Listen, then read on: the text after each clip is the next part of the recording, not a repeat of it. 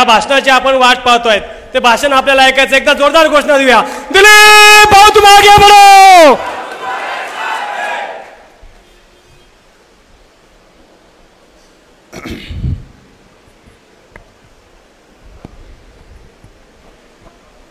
आजच्या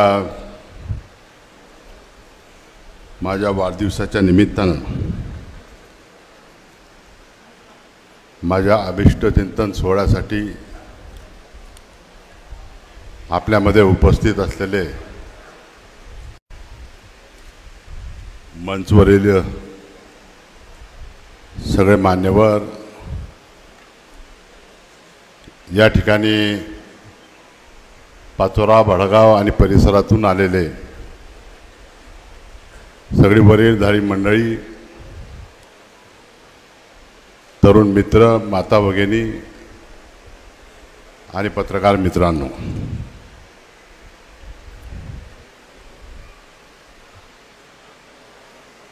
मी दिलीप ओंकार वाघ ईश्वर साक्ष शपथ घेतो की मी जी बोलेल ते आज सत्यच बोलेल, खरंच बोलेल, खोटं अजिबात बोलणार नाही.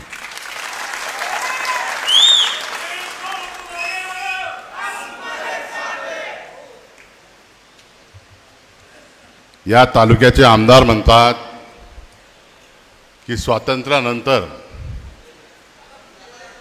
या पाचोरा मतदारसंघामध्ये कधीही कामं झाले नाहीत, एवढी भरभरून कामे मी या 5 वर्षामध्ये केली.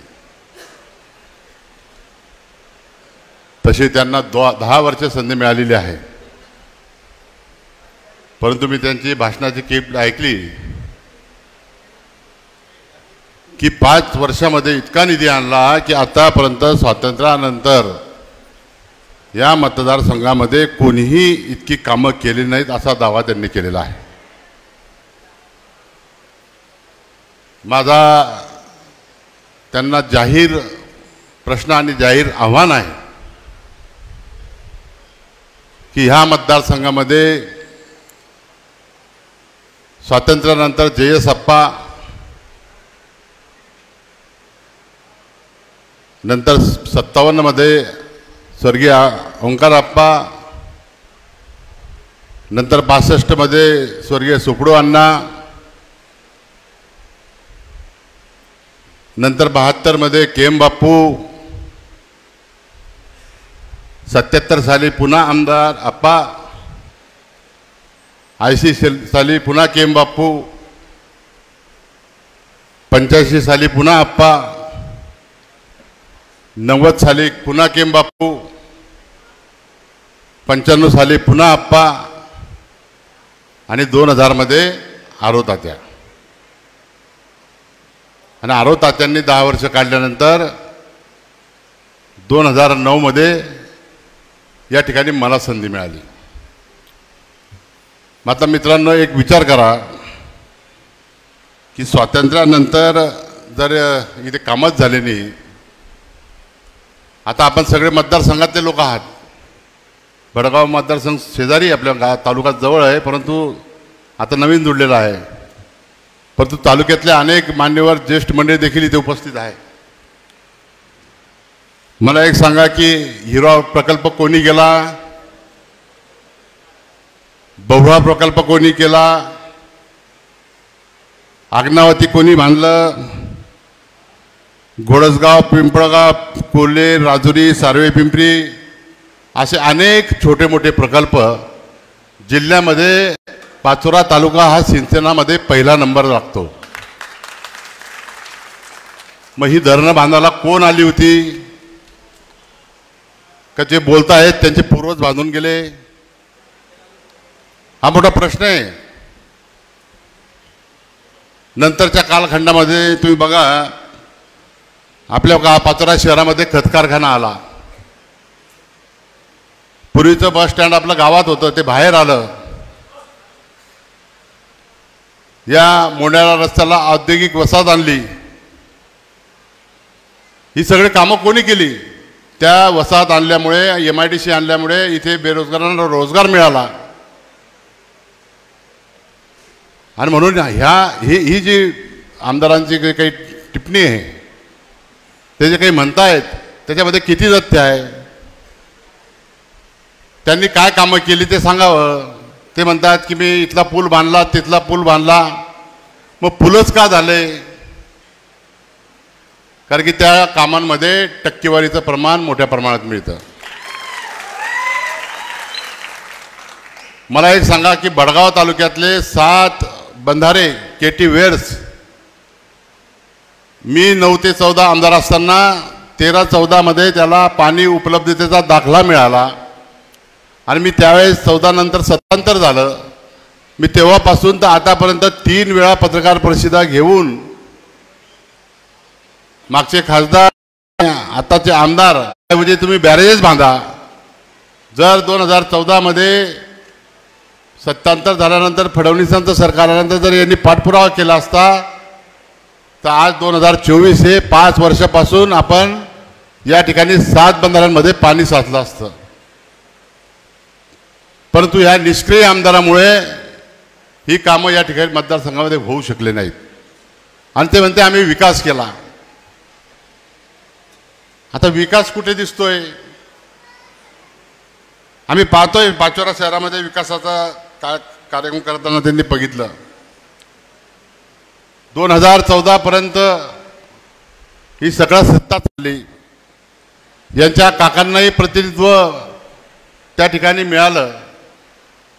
स्वर्गीय आरोतात्या 2000 पासून तर 2009-10 म्हणजे 99 ते 9 म्हणजे अशी 10 वर्षे ते देखील या ठिकाणी होती.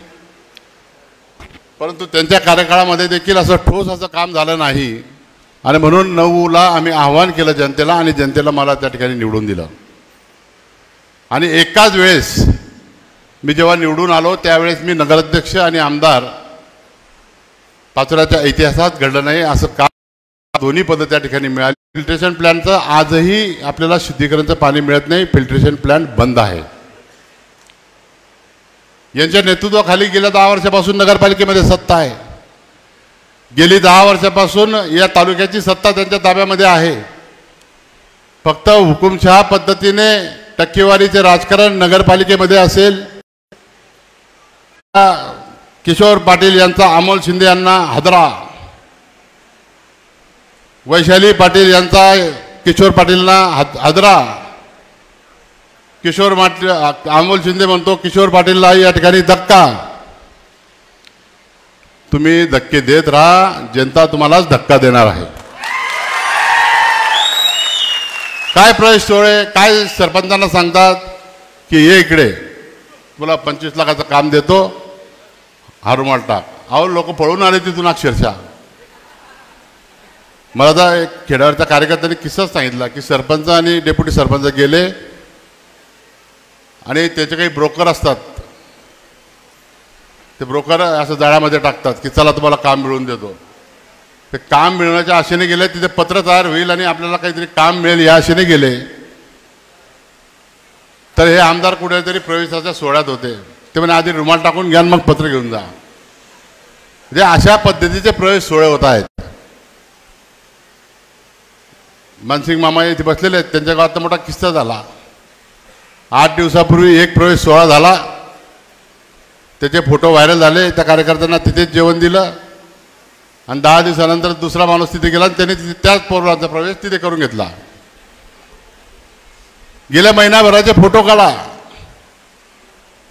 आणि ते फोटो जर जोडले तर इकडचे इकडे आणि इकडचे तिकडे आणि लगेच मग तिसऱ्या ठिकाणी मग ते शिंदेकडे. म्हणजे असे प्रवेश सोहळे सुरू आहेत. आम्ही पण बडगाव तालुक्यामध्ये फिरलो, अनेक गावांमध्ये गेलो.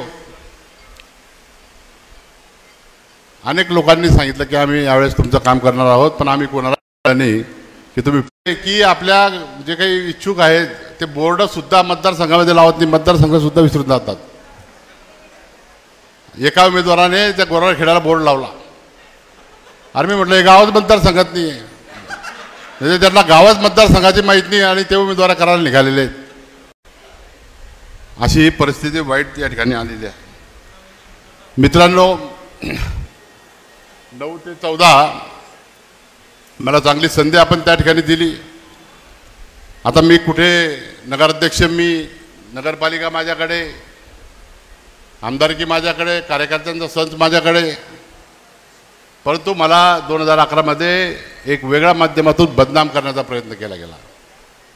आपण सगळ्यांना माहिती आहे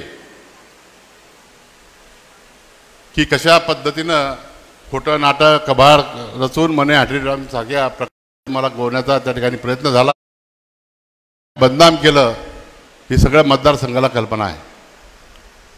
काही लोक म्हणतात की तुम्ही आमदाराशी जुळवून घेतलं. 9 ते 14 पर्यंत माझा त्याचा रामराम श्यामसम देखील नव्हता. आपलं 14 ते 19, परंतु 19 मध्ये आपल्या नेत्यांनीच अशी आघाडी केली की काही गोष्टींकरता आम्ही त्यांच्यासोबत राहिलो महाविकास आघाडी म्हणून. मग काही कमिट्यांचे कामं देणे असतील, काही हे असेल किंवा कोऑपरेटिव्हच्या निवडणुका असतील, यामध्ये काही संबंध आलेत.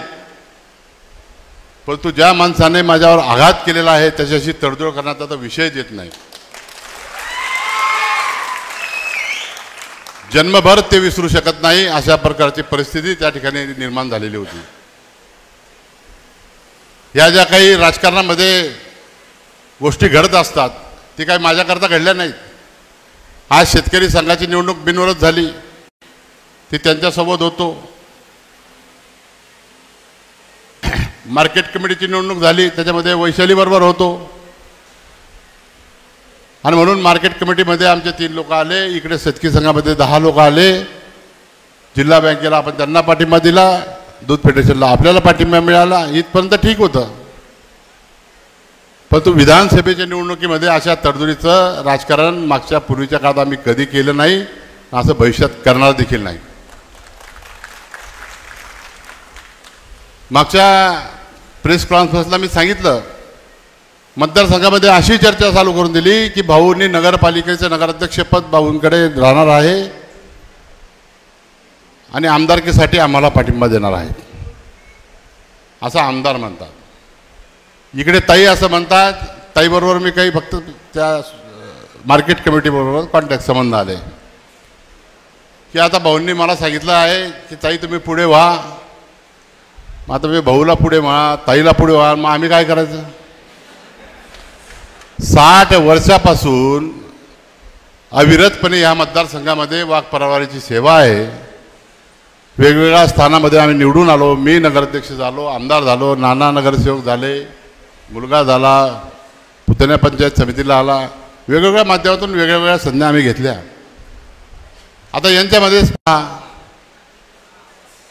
आमदार म्हणतात की मला लावू नये, ते माझे वडील आहेत. आता हे म्हणतात की तात्यांनी मला वारस केलं, ताई म्हणते मी खरी वारस आहे. आता वारसावरून त्यांच्या भानगडी चालू आहेत आणि आम्ही वाघ कुटुंबीय सगळे वारस एकत्र या ठिकाणी बसलेलो आहोत. पक्ष जाऊ द्या, पक्षाला बाजूला ठेवू, पण या मतदारसंघामध्ये वारसावरूनही भानगडी आहेत. आता उद्धव साहेब काय म्हणतात की आमचं चिन्ह चोरलं, माझ्या वडिलांना चोरलं. तसं आता इथे वैशाली म्हणते की आमचं चिन्ह चोरलं, माझे वडील चोरले. आता त्यांनी काय करायचं ते त्यांनी ठरवावं.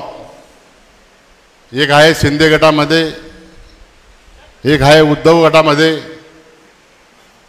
आणि आम्ही आहोत राष्ट्रवादी काँग्रेसच्या छत्रछायेखाली. आता मालकरजींनी सांगितलं की शेवटी एक कुटुंब असतं, कुटुंबाचे 2 भाग झाले.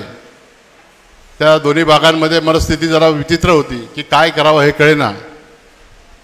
परंतु आता कुठेतरी परीक्षा द्यायची वेळ आलेली आहे आणि म्हणून हे परीक्षा देताना आपल्या सगळ्यांना या ठिकाणी बोलवलं की आपण या ठिकाणी सल्ला करू.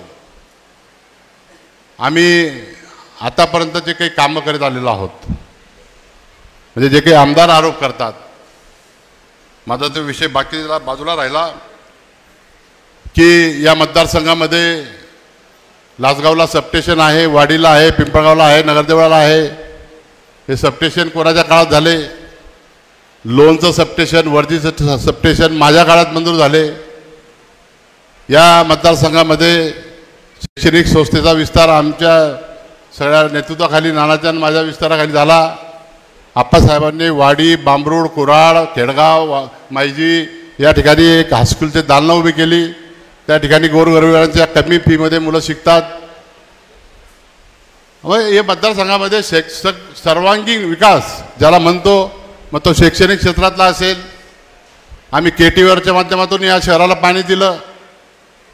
आपल्या पूर्वजांनी या ठिकाणी धरणं बांधली आणि म्हणून हे सगळं वातावरण आज दिसतं आहे. आज जर हे धरणं नसती तर आपल्या मतदारसंघाची अवस्था काय झाली असती. आज तुम्ही पारोळा तालुक्यातले आणि भडगाव तालुक्यातली गावं बघा, त्या ठिकाणी फारशी धरणं नाही आहेत. तामसवाडी ज्या बाजूला गेलं, या बाजूची जर भाग पाहिला तर फक्त लोक खरीपाचं पेरायला जातात. कपाशी काढली का ते 12ही महिने ते लोक पारोळ्यामध्ये राहतात. दुसरं काही कामं नाही त्यांना, कारण की पाणीच नाही आहे तर काय करणार. आणि म्हणून आपल्याकडे जे खरीप किंवा रब्बीचे पिकं घेतले जातात ते केवळ ह्या धरणांमुळे घेतले जातात. धरणांमुळे मग हा हिवरातळीचा भाग असेल, पिंपळगावचा भाग असेल, नगरदेवळा असेल, आमचं बांबरूड असेल, कोल्हे असेल, पिंपरी असेल, सार्वे असेल, प्रत्येक छोटे मोठे प्रकल्प आपल्या मतदारसंघामध्ये आहेत. तुम्ही जिल्ह्यात तपास करू, हे माझं चॅलेंज आहे की सगळ्यात जास्त सिंचनाखाली तालुका असेल तर तो आपला पाचोरा तालुका आहे. आणि म्हणून पूर्वजांनी जे केलेलं आहे त्याच्यानंतरच्या काळामध्ये मग शिक्षणाचं नियोजन असेल, काही वॉटर सप्लाय असतील. यांच्या वॉटर सप्लाय ते काही आता जलजीवन मिशनमध्ये जो काही घोळ चाललेला आहे, त्या वॉटर सप्लाय देखील या बवडा प्रकल्पावरून आणि हिवरा प्रकल्पावरून होत आहेत. जर सध्या ते भरणारच असते तर मग यांनी वॉटर सप्लाय केल्या कुठून असत्या. आणि म्हणून अशा पद्धतीनं खोटं नाटक बोलण्याचा उद्योग सध्या या मंडळींनी चालवला आहे. दुसरीकडे आपण पाहतोय की सध्या इव्हेंट चालू आहेत. मला वाटतं साड्यावाटाचा कार्यक्रम आपल्याकडे झाला का. लाडकी बहीण योजना शासनाने आणली. आता ती आणलेली आहे, ती किती काळ चालणार, काय चालणार याच्यावर प्रश्नचिन्ह आहे. परंतु इथल्या आमदारांनी लाडकी बहीणच्या सोबत एक साडी मला वाटतं एक घराला देत आहेत. प्रत्येक गाव मला वाटतं एका घराला एकच आहे ना. आता प्रश्न असा पडतो की समजा त्या घरात जर 3 महिला असल्या तर मग ती एक साडी कोणी घ्यायची. त्याचा उल्लेख काही केलेला नाही. कमीत कमी त्या घरातल्या महिलांची संख्या मोजून घ्यायला पाहिजे होती आणि तेवढं तरी साड्या दिल्या असत्या तर बरं झालं असतं. म्हणजे आपलं काम ते ऑटोमॅटिक करतायत. आपण सांगा साडीवाली बाई तिकडे जा, नाही साडीवाली बाई आपल्याकडे या. सोपं का नाही ते का नाही. हा ते 95 रुपयाचे असो का कुठले असो दिलं आहे. आता काहीतरी देतोय, परंतु घरात भानगडी लावायचं काम आहे की नाही. 2-3 महिला घरात असतातच. प्रत्येकाच्या भावाचे मेसेज असेल, आई असेल, बहीण असेल. मी 2-3 वेळा काही लोकांना फोन करून म्हणजे आमच्या गावात साड्या आला म्हटलं किती देत आहेत रे बाबा. घरातले सदस्यमधून देत आहेत का. म्हणे नाही, एका घराला एकच. ते बी यादी येते म्हणे, ते यादीमध्ये पाहतात नाव असेल तरच मिळेल, नाव नसेल मिळणार नाही. म्हणजे तिथे शासनचं जसं 1500 रुपये देऊन आपण ते फॉर्म भरतो आहे काय ते याच्यामध्ये ते सॉफ्टवेअर घेत नाही. कारण की ते कुठेतरी इन्कम टॅक्स भरला असेल काही असेल तर ते घेत नाही. ज्याला पगार आहे, अंगणवाडी सेविका आहे किंवा बचत, यांना ते साड्या मिळत नाही. तसं यांचं आहे, मतदान असेल तर टिक आणि साडी, नाही तर नाही. 1 लाख साड्या वाटतात म्हणे. आता तुम्ही काय बोलला 95 रुपयाची, पण खोके तर जास्त घेतलेत. म्हणजे साड्यांचे खोके बरं, नाही तू वेगळा अर्थ करशील. 2019 साली या माणसाकडे आपण सगळ्या लोकांनी म्हणजे आपण आपलं काम केलं, परंतु बहुसंख्य मतदारसंघाला लोकांनी यांना मतदान केलं. आणि यांनी हे केलेलं दान म्हणजे मतदान या एकनाथ शिंदेकडे मुख्यमंत्र्यांकडे ठोक स्वरूपामध्ये विकून टाकलं. मतं आपली घेतली, आमदार ते झाले आणि तेच विकले गेले. म्हणजे काय, किरकोळ घ्यायचे आणि ठोकमध्ये विकायचे. लोक ठोकमध्ये घेतात आणि किरकोळमध्ये विकतात. परंतु यांनी उलटं केलं. यांनी आपले मतं मिळवली जसं आता मिळवत आहेत, कोणाच्या खांद्याला हात ठेवून, कोणाला साडी वाटून, कोणाला काहीच वाटून. आणि म्हणून ह्या लोकांपासून आपण आता सावध राहिलं पाहिजे. अनेक इव्हेंट चालू आहेत. कोणी रुद्राक्ष वाटतंय. आता तो रुद्राक्ष जे आहे ना, बापू सोनार बसले रुद्राक्ष ते काहीतरी तपासून वापरावा लागतो, तो उपायकारक बी आहे आणि हानिकारक बी आहे. आता किती लोकांना फायदा होतो कितींना हानी पोहोचते ते त्यांनाच माहिती, पण वाटले जात आहेत. काहींना राख्या घरी आल्या, बरोबर आहे का. मला एक सांगा की यांना 10-10 वर्ष, या आमदाराला 10 वर्ष झाली, याला कधी बहीण आठवली नाही, ह्या वेळेसच का त्यांनी साड्या वाटल्या. ही 1 वर्षापासून एक बहीण आली, तिने सगळ्या मतदारसंघात राख्या पाठवल्या. एक जण रुद्राक्ष काहीतरी वाटप करतोय, म्हणजे हे सगळे वाटप करतायत, म्हणजे याचा अर्थ काय की त्याला सगळ्यांना धसका माझा आहे. मी जेव्हा अपक्ष निवडणूक लढवण्याची किंवा पक्षावर निवडणूक लढवण्याची घोषणा केली की भाऊ त्यांना असं वाटत होतं की वाघ शांत झालेला आहे, आपण आता सगळं करून घेऊ.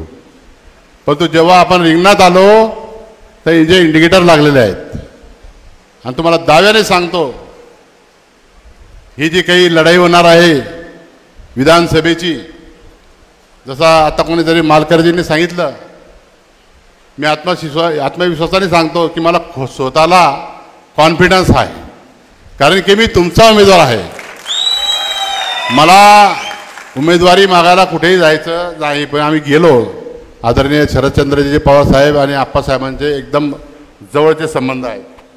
आम्ही सगळे पदाधिकारी त्या ठिकाणी त्यांनाही भेटलो, दादांनी मागच्या काळामध्ये भेटलो. जसं मी मागे सांगितलं की कुटुंबामध्ये थोडेसे मतभेद होत असतात, त्यांचेही झाले. परंतु आपल्या मतदारसंघाची परिस्थिती अशी आहे की आपलं आणि कार्यकर्त्यांचं हे अतूट नातं आहे. आणि आता नाही आहे, हे आता वारसाकरता हे म्हणतायत, पण आम्ही 60 वर्षापासून या मतदारसंघाचे वारस आहोत. आणि म्हणून जनतेच्या दरबारी आपण उमेदवारी मागायची. तुम्ही सांगितलं सगळ्यांनी की भाऊ तुम्ही अपक्ष लढा, तर मी अपक्ष लढेल. याचं कारण आहे की 1995 मध्ये परिस्थिती निर्माण झाली होती. त्यावेळेस आप्पासाहेब विजयी झाले. जवळजवळ 8, 9, 10 उमेदवार होते. आताही 5-7ची रेंज होऊन गेली. 7-1 लोक मला रिंगणात दिसत आहेत, कोणी असू द्या.